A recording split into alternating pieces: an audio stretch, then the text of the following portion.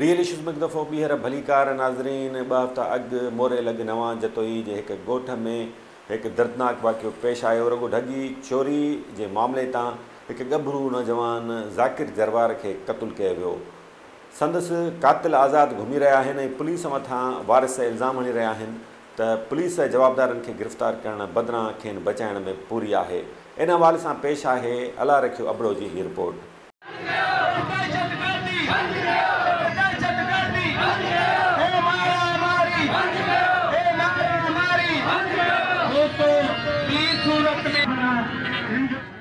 नवां जतोई में बेदर्दीअ सां क़तलु थियल नौजवान ज़ाकिर जरवार जो झूनो पीउ हिन सख़्त गर्मीअ में शहर भटकी रहियो आहे त संदसि पुट जे कातिलनि खे गिरफ़्तार कयो वञे। ज़ाकिर अली पुटु मुंहिंजो हे क़ुरान पाक खयो मां हर हिकु शहर में रहंदो वठां, हर हिकु शहर में मूं बीजा कंदो वठां, को इंसाफ़ अञा मूंसां न थियो आहे। ज़ाकिर मुंहिंजो पुटु आहे।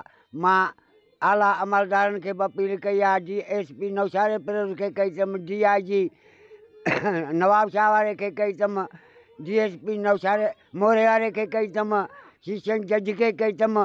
मां वरी बि उन्हनि खे राहे मौला अपील थो कयां त मुंहिंजी मदद कनि ऐं मुंहिंजे कातिल पुट जे कातिलनि खे गिरफ़्तार कनि। हू अञा ताईं ॿाहिरि गुमराह।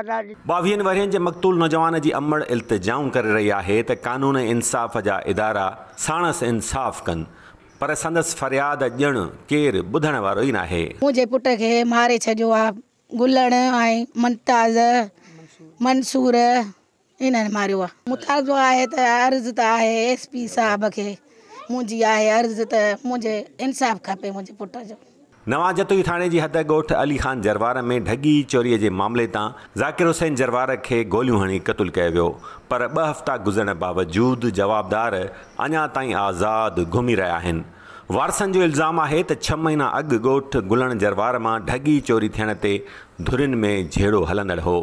झेड़े खे टारण लाइ इलाइक़े जे बासरनि 2 धुरियुनि में ठाह कराए छॾियो, पर ठाह बावजूदि रॻो ढगी चोरीअ जहिड़े मामले तां हिकु कूंदर खे कुठो वियो। मक़तूल नौजवान कराची में ख़ानगी नौकरी करे घर जो गाॾो गेलींदो हो। चोरी थियल ढगी त शायदि वापसि मोटी बचे या 1.5 जी ढगी ख़रीदे बि सघिजे थी, पर बेरहमाने तरीक़े सां क़तलु कयल हिकु माउ जो गभरू पुटु कीअं मोटंदो। सिंध में किथे किथे अञा बि अलाए छो इंसान खां वधीक जानवरनि खे अहमियत ॾिनी वेंदी आहे, फ़क़ति ऐं फ़क़ति पंहिंजी अनाव ख़ातिर। नवां जतोई पुलिस जी हालत इहा आहे जो इल्ज़ाम हेठि आयल जवाबदार शइ पर वटींदा घुमंदा था वतनि। ॼण नवां जतोई पुलिस खेनि मक़तूल जे वारसनि जे हियांव ते मुंग न ॾियण जो लाइसेंस ॾेई छॾियो हुजे। वारसनि ऐं शहरनि जो इल्ज़ाम आहे त नोटनि जूं भरियूं वठण सबबि पुलिस एतिरो मजबूर थी पई आहे जो जवाबदारनि खे गिरफ़्तार करण लाइ तयारु नाहे। जीअं त असांजो भाउ ज़ाकिर हुसैन जरवार खे क़तलु कयो वियो आहे, उन जे बाद में हुनजा गिरफ़्तार जी कातिल आहिनि नथा कया वञनि। SHO मीर मोहम्मद रिंद 8 कातिल आहिनि, हुननि मां हिकिड़ो गिरफ़्तार आहे। गुलण जरवार, मंसूर जरवार, मुख्तियार, मुमताज़ जरवार, संसार जरवार, असगर मंगी, उहो सूमर जरवार, इहे मुलवस आहिनि। हुननि खे पुलिस गिरफ़्तार नथी करे छो त उहो बाक्सर माण्हू आहिनि, असां ग़रीब आहियूं। SHO मीर मोहम्मद रिंद हुन पैसनि जी भरी वरिती आहे हिननि खां, छो त हुननि खे गिरफ़्तार नथो करे। 22 साला नौजवान जो बेरहमाना क़तलु थियो आहे, उन जे लाइ FIR बि थी चुकी आहे ऐं असांजे हद जो जेको SHO आहे उहो छो अघु निंड सुतो पियो आहे, इहो हिकिड़ो सवाल जा निशान आहे। ऐं हीअ जेके मुतासिरीन दुर आहे, इहे तक़रीबन 4 ॾींहंनि खां वठी सरापा एहतजाज आहिनि। नौशहरो प्रेस क्लब ते, मोरो प्रेस क्लब ते, अॼु नवां जतोई शहर में ही सरापा एहतजाज आहिनि, रोड बंदि कयो वेठा आहिनि। लेकिन SHO नवां जतोई का बि गिरफ़्तारी हींअर ताईं अमल में न आहे आंदी। को असांजे पुरम एहतजाज अबाणी शहर जतोइन में असांजो एहतजाज जेको थियो इन चाचे जो पुटु ज़ाकिर हुसैन जरवार शहीद कयो ज़ालिमनि। हिन जेको एहतजाज जो ज़रियो असांजो आहे जेके ज़ालिम गिरफ़्तार नथा थियनि। सिंध में ग़रीब जा ॿार बेदर्दीअ सां कुसिजी रहिया आहिनि, ॼण संदन को ओही वाही न हुजे, छाकाणि त पुलिस मथां इल्ज़ाम लॻनि था त उनखे इंसाफ़ बदिरां ॾोकड़ प्यारा आहिनि। कानून इंसाफ़ जा इदारा ॼण मुकमिल तौरु लातालुक हुजनि। जेकॾहिं जज़ाई सज़ा जो निज़ाम सख़्तु हुजे त ईअं कंहिंजी मजाल ई न थिए त कंहिं माउ जे लाल खे बेदर्दीअ सां क़तलु करे। दादीन खैरपुर में कुझु साल अॻु तामीर थियल Benazir Bhutto university of technology and skill development हिकु तमामु कराइतो मनसूबो आहे, पर अफ़सोस इहो आहे जो यूनिवर्सिटी जी इमारत केतिरे ई अरसे खां रोलड़े जो शिकार आहे। यूनिवर्सिटी जा उस्ताद इंतिज़ामिया VC तरफ़ां इहा दावा कई पई वञे त यूनिवर्सिटी उन्हनि नौजवाननि लाइ तमामु घणी काराइती थी सघे थी जेके टेक्निकल हुनर सिखी मुल्क अंदरि या मुल्क खां ॿाहिरि वञी रोज़गार करे सघनि था। इन हवाले सां आगाह कंदो असांजो रिपोर्टर शकील जामरी। जी बिल्कुलु इरफान साहब, मां तव्हांखे ॿुधाईंदो हलां त ही खैरपुर में जेको आहे सिंध जी पहिरीं टेक्निकल यूनिवर्सिटी क़ाइमु कई वई आहे। तव्हांखे ख़बर आहे त हीउ अॼु जो जेको दौरु आहे टेक्नोलॉजी जो दौरु आहे, हुनरी तालीम जो दौरु आहे। हिते हिन वक़्तु हज़ारे नौजवान जेके आहिनि उहे तालीम हासिलु करे रहिया आहिनि। सिंध जे मुख़्तलिफ़ ज़िलनि समेत मुल्क जे मुख़्तलिफ़ इलाइक़नि मां हिते नौजवान अची दाख़िला वठी पंहिंजो तालीम हासिलु करे रहिया आहिनि। इन हवाले सां मां तव्हांखे इहो बि ॿुधाईंदो हलां त काफ़ी साल गुज़रण बावजूद हिन टेक्निकल यूनिवर्सिटी जी जेका नई बिल्डिंग आहे उहा ज़ीर तामीर आहे ऐं पुराणी जेका बिल्डिंग आहे उहा हिते क़दीम जेको क़ाइमु हुयो टेक्निकल कॉलेज जंहिंमें 5 टेक्नोलॉजियूं हुयूं, उन टेक्निकल कॉलेज जी बिल्डिंग आहे। अॻूणे वज़ीर आला सिंध सैयद कायम अली शाह हिन टेक्निकल यूनिवर्सिटी जो हिते संग बुनियाद रखियो हुयो।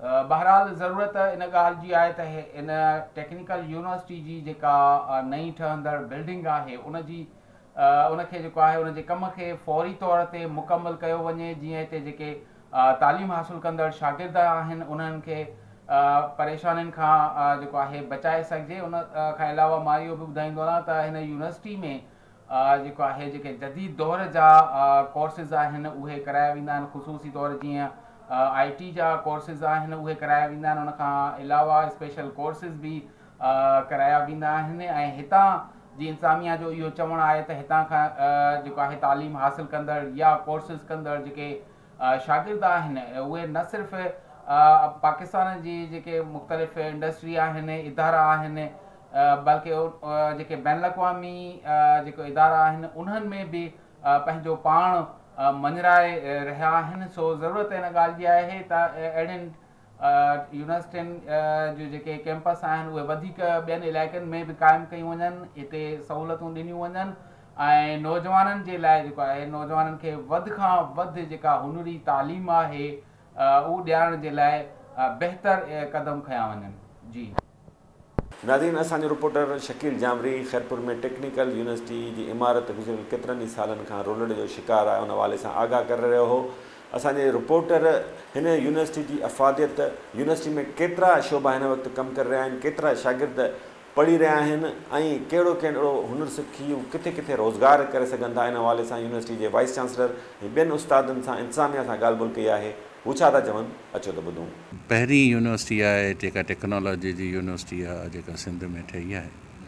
इन जो मेन पर्पज़ इहो आहे त असां वटि जेके ऑनरी जेके इंजीनियर जेके माना पाकिस्तान इंजीनियरिंग काउंसिल जी एक्रीडेशन सां जेके डिग्रियूं असां ॾियूं था ऐं उन जो फोकस जेको थ्योरी ऐं प्रैक्टिकल ते आहे, पर घणो जेको उन्हनि जो फोकस थ्योरी ते आहे ऐं थोरो प्रैक्टिकल ते आहे। ऐं हीअ असांजी जेको डिग्री आहे उहा BSc इन इंजीनियरिंग टेक्नोलॉजी, उन में वधीक फोकस असांजो प्रैक्टिकल ते आहे ऐं थ्योरी बि उन सां गॾोगॾु आहे। जीअं 70% प्रैक्टिकल ऐं 30% थ्योरी आहे। दुनिया में जेकॾहिं ॾिठो वञे त जेके हिकिड़े ग्रेजुएट इंजीनियर सां गॾु टेक्नोलॉजिस्ट केतिरा खपनि ऐं टेक्नीशियन केतिरा खपनि, उन में 1, 5 ऐं 25 जो रेशो आहे। जिते हिकिड़ो तव्हांखे इंजीनियर खपे उन सां गॾु 5 टेक्नोलॉजिस्ट खपनि ऐं 5 टेक्नोलॉजी खे वरी असिस्ट करण वारा जेके आहिनि 25 जेके स्किल्ड लेबर जा माण्हू खपनि। का बि शइ जेका ठहंदी आहे, चाहे जो ॿाहिरि जेको आहे न जेके स्किल्ड लेबर आहे उनजी तमामु घणी वैल्यू आहे ऐं हाईली पेड स्किल लेबर हूंदा आहिनि। उते जेके पैसा वधि में वधि माण्हू डॉक्टर खां वधीक हिकिड़ो प्लम्बर थो कमाए, इंजीनियर खां वधीक हिकिड़ो इलेक्ट्रिशियन थो कमाए। त हाणे उहे असांजा माण्हू ॿाहिरि कीअं वञनि, उन्हनि खे स्किल बि हूंदी आहे पर उन्हनि खे सर्टिफिकेट या का डिग्री न हूंदी आहे जो उहे वञनि ऐं उन्हनि खे जॉब मिले। हाणे असां उहो जेको स्किल डेवलपमेंट जे ज़रिए हुननि खे हिते 6 महीननि जो कोर्स कराईंदा आहियूं ऐं पोइ वरी सर्टिफिकेट बि ॾींदा आहियूं त जीअं हू ॿाहिरि वञी सघनि ऐं जॉब वठी सघनि। उन में तक़रीबन 40 ट्रेड आहिनि जंहिंमें असीं 6 महीननि जा कोर्सिस कराईंदा आहियूं। हिन असांजी यूनिवर्सिटी में 3 क़िस्मनि जा प्रोग्राम्स थियनि था। हिकिड़ा त शार्ट कोर्सिस प्रोग्राम्स थियनि था, मुख़्तलिफ़ स्किल्स उन में असां उन्हनि खे सेखारींदा आहियूं। उन खां पोइ डिप्लोमा थींदी आहे 3 इयर्स जी, diploma of associate engineers 3 years जी डिप्लोमा आहे। उन में 9 डिपार्टमेंट आहिनि, सिविल आहे, इलेक्ट्रिकल आहे, मैकेनिकल आहे, इलेक्ट्रॉनिक्स आहे, रेफ्रिजरेशन एंड एयर कंडीशन आहे, ऑटो डीज़ल आहे, 9 डिपार्टमेंट आहिनि।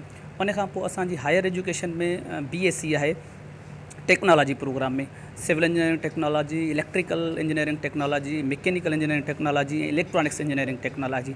ऐं हाणे असां वरी NOC वठूं पिया हायर एजुकेशन कमीशन खां पोस्ट ग्रेजुएशन जी, यानी असां MS ऐं PhD बि कराईंदासीं। असां वटि एतिरी फैसिलिटीज़ आहिनि, असां वटि एतिरा फैकल्टी मेंबर्स आहिनि जो असां MS ऐं PhD कराए सघूं।